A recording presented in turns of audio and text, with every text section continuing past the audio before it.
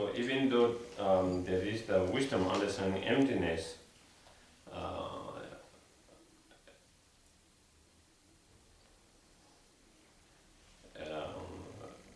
even though there is wisdom, understanding, emptiness, for those heated and solitary realizer on the path and arhat, but their understanding of emptiness, their wisdom understanding realizations, their wisdom realizing emptiness is not known as perfection of wisdom, even though they are wisdom understanding emptiness, because it's not perfections, because it is not accompanied by the bodhicitta. So when we say perfections, it always comes with bodhicitta. So the bodhisattvas, wisdom understanding emptiness, will be the perfection of wisdom, because not only have the realization of emptiness, but that mind is accompanied by the bodhicitta mind. Bet priekš arhata gājējiem gudrība, kas izprot tukšumu, vienlaikus nebūs arī gudrības pilnveidošana, jo, lai kaut kas tiktu uzskatīts par pilnveidošanu, tam ir jāiet kopā ar bodhicitu. Tātad priekš bodhisattvām gudrība, kas izprot pilnveidošanu, būs arī gudrība, kas izprot tukšumu, būs gudrības pilnveidošana, bet tiem, kas neizmanto bodhicitu, tā nebūs kā viena no pilnveidošanām. So here it says, such wisdom understanding emptiness when it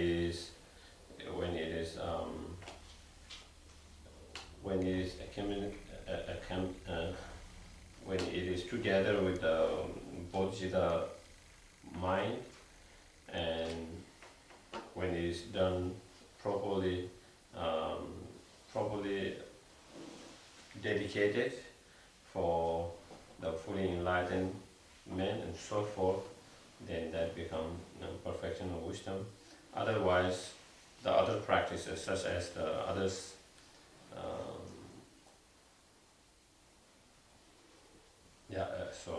and then it says the practice of others, 5 perfection, generosity and morality and so forth, when they are not together with the wisdom, understanding, emptiness, then they are like blind,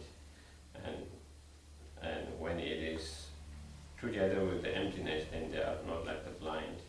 They are being led by someone who has eyes. So therefore, among all the 6 perfections, the perfection of wisdom is the most important and crucial. Un tātad, lai sasniegtu apgaismību, ir nepieciešama šī gudrība, kas izprot tukšumu kopā ar bodhicitu un kopā ar pareizu veltījumu apgaismības sasniegšanas virzienā. Un vēl kas jāņem vērā, ka pārējās 5 pilnveidošanas, kā devība, tikmība un tā tālāk, ja tās nepavada šī tukšuma gudrība, tad šīs pilnveidošanās faktiski ir gluži kā aklas, un tāpēc, lai tās nebūtu kā tādi aklas vienības, tad ir nepieciešams, lai tās pavada gudrība, un tieši tāpēc gudrībai ir tik liela nozīme, tad tā tiek uzskatīta par svarīgāko no 6 pilnveidošanām. So, coming to that point, in one of the sutras, they say like someone who is blind and who cannot see any directions, he or she will not be able to, he or she will not know the path, the road, and he or she will not be able to lead many others to the town. So in same way, without the wisdom, the others 5 perfections are like blind, and without any sense of directions, they will not be able to achieve the fully enlightened state or the enlightened state. And when it is together with the wisdom, understanding emptiness, then at that time it is like finding your eyes, and that will lead you to the fully enlightened state. So again, from the sutra source, is saying, even though we need to practice in all the 6 perfections, important, but among them, the perfection of wisdom is most important and crucial. Un sutrās ir teikts, ka līdzīgi tāpat kā cilvēks, kurš ir akls, viņš nespēja saredzēt ceļu un līdz ar to nevar aizvest arī daudz citus kaut kā ar viņu uz vajadzīgo mērķi, uz pilsētu, piemēram. Tad līdzīgi arī pilnveidošanās, ja tās nav kopā ar tukšumu, tad tās nespēja aizvest tiešā veidā uz apgaismību.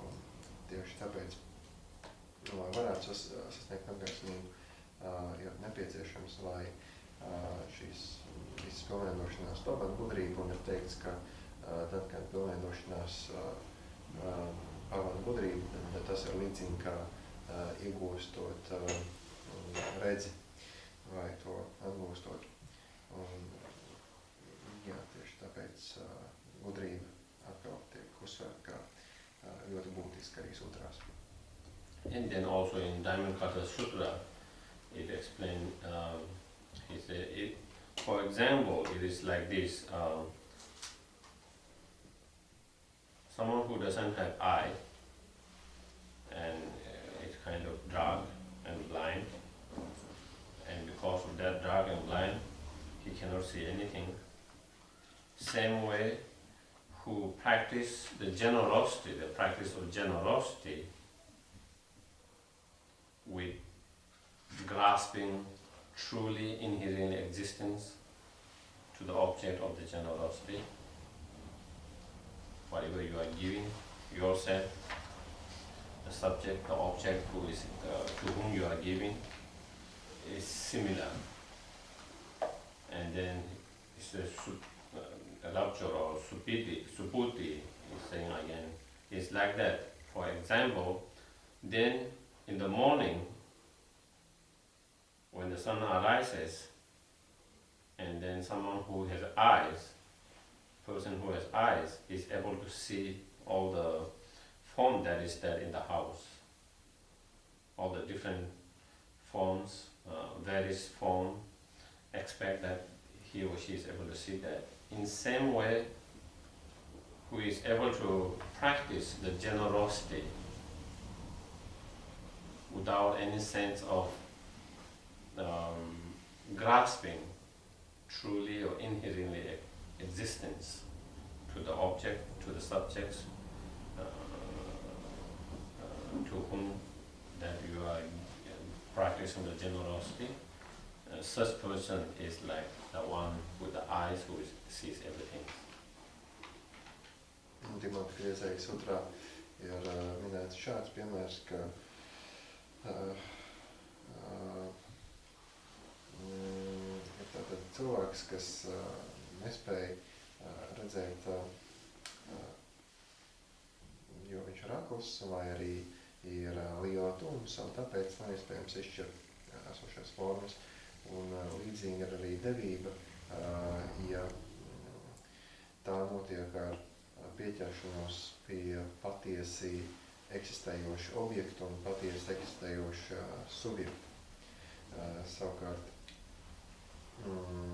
tas gadījums, kad devība ir bez pieķeršanās subjektam, objektam, bez ticēšanas, ka tie ir no savas puses noteikti un pastāvoši, tad tas ir līdzīgi kā cilvēkam, kurš spēj redzēt, un šajā mājā no rīta iespīd gaisma un ir redzams visas formas.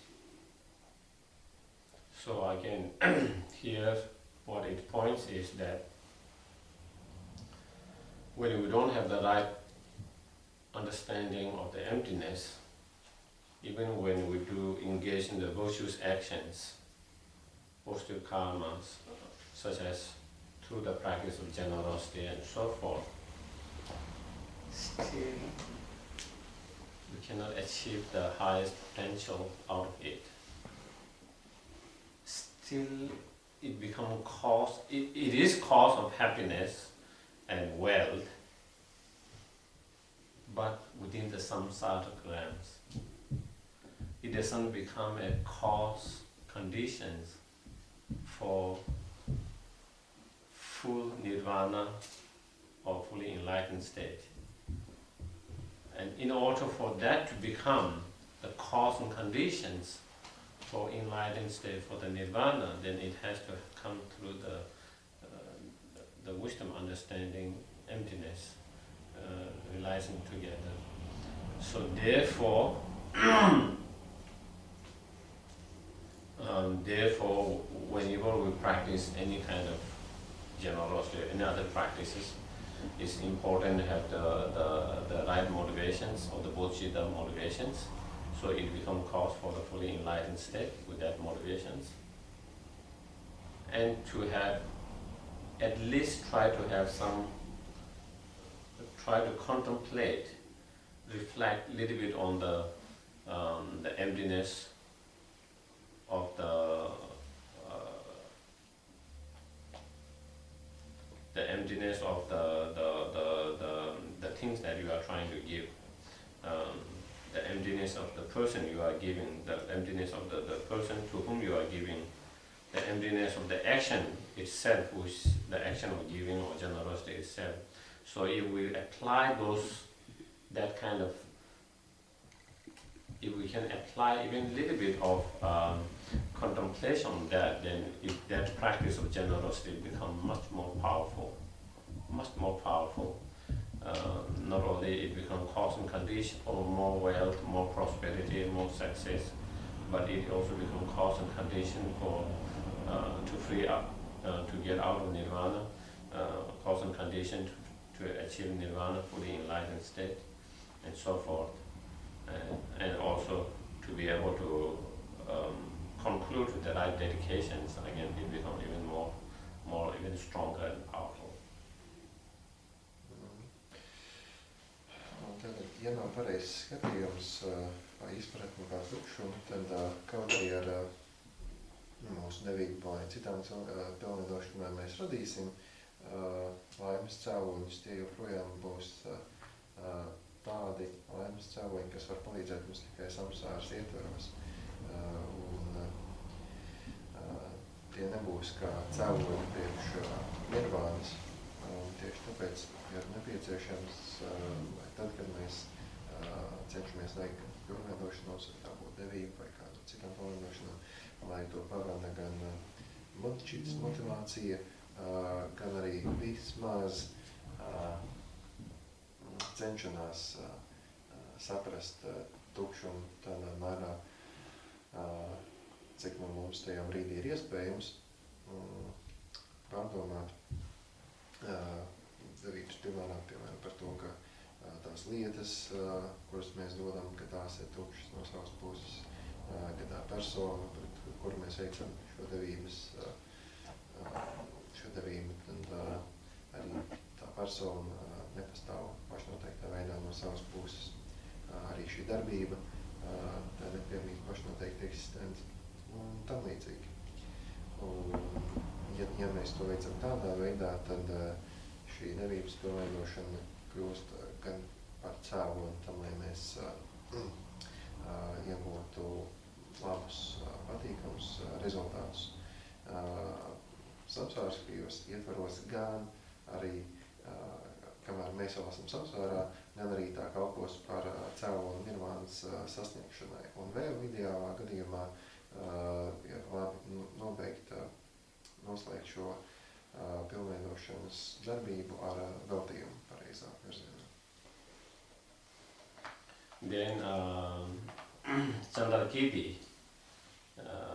also also in his engaging middle way, he said, as someone who has eyes is able to lead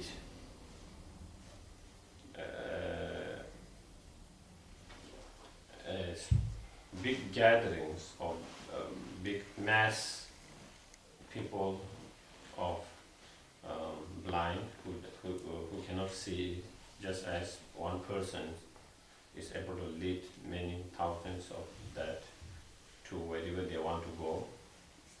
In the same way,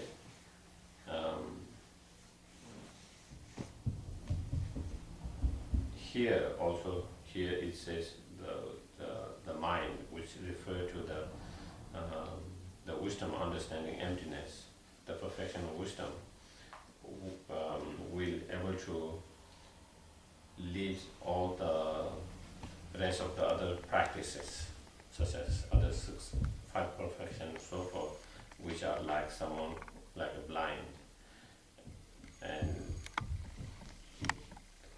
lead them to the fully enlightened state and to perfect and collect all the knowledge, all the goodness. So, yeah. Čamarkitī savukārt saka, ka tāpat kā kāds, kuram ir acis vai redze, viņš spēj vest un vadīt lielu kopienu ar tiem, kas ir akli, noteiktā vajadzīgajā virzienā. Tāpat arī, ja ir šī tukšuma gudrība, tad tā spēj vadīt un vest pareizajā virzienā pārējās pilnveidošanās. Okay, then we will have some break now. Tagad paņemsim nelielu pārtraukumu. Audio, center.Ven.Geshe,